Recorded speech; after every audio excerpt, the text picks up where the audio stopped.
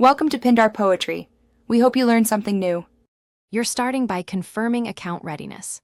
Open the App Store or wallet and check your Apple ID balance so you know the exact dollar available. This avoids partial payments.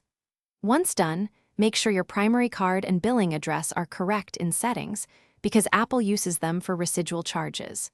Sign in to the device you'll use and enable two-factor authentication if prompted. This prevents interruptions during purchases and ensures your balance applies to the right account.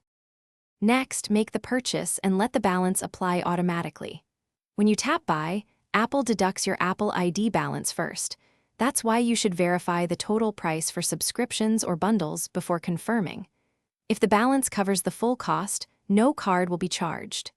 If it doesn't, Apple charges the remaining amount to your primary payment method, so be mindful of pending renewals. You can also redeem gift cards or add funds manually in account, add funds to avoid split payments. To finish, confirm that the transaction reflects in your purchase history and that the balance decreased accordingly. Pending holds may take a day to clear. If you need a refund, request it through Report a Problem. Apple.com or the App Store's purchase history, refunds return to your Apple ID balance when eligible. If the balance didn't apply or you see unexpected charges, contact Apple support and provide your Apple ID, transaction ID, and device model. They can resolve holds, duplicate charges, or account mismatches quickly. Thanks for watching. Consider subscribing if we helped you.